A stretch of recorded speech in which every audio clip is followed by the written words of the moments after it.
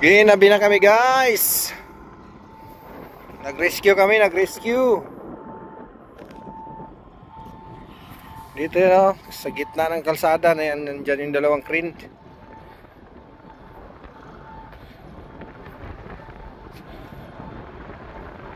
Gabi na, gabi. Traffic na oh.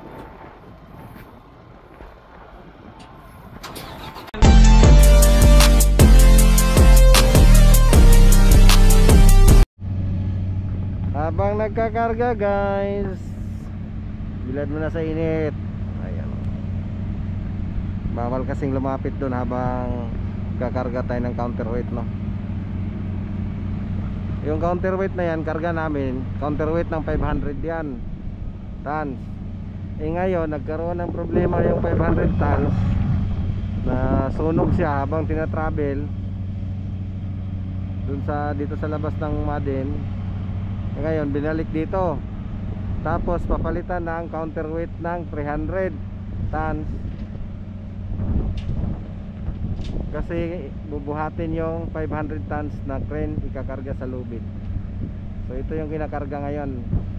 Ibaba yung karga namin na yan, counterweight ng 500 papalitan ng counterweight ng 300. Dadalhin namin doon sa area na kung saan nasunog yung 500 tons na crane ni Tamimi. Nag-change plan, pauwi na sana kami kanina. So nagkaroon ng problema nga, ayun na nga, na sunog yung 500 tons na crane habang tinatravel ng operator.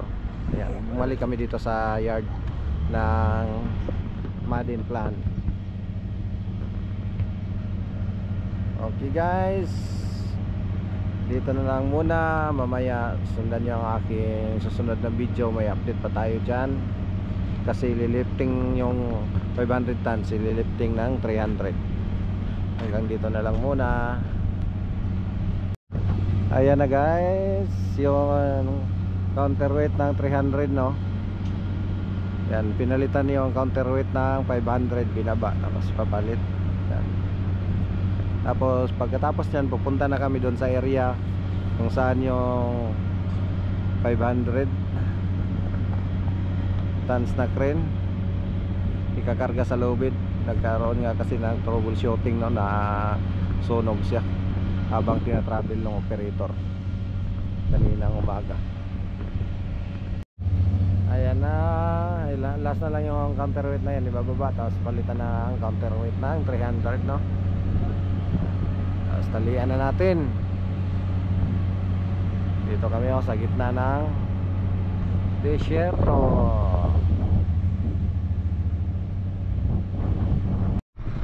Ayan, nalagyan na natin ang kadena. Ayan na.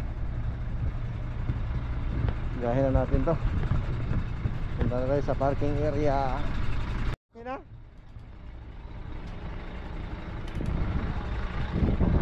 Dalawa kami, dalawa. Si Ramil.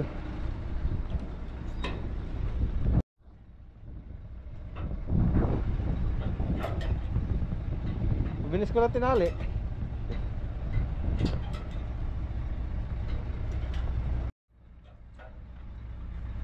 Parking pare. Ayaw parking, time kalas. 4:30 bus coming. Okay na yan.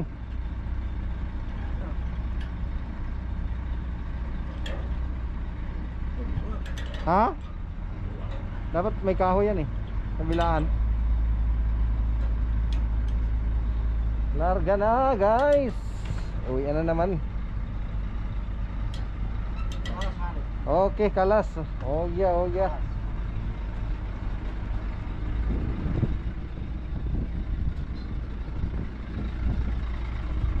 Tara. Let's go na.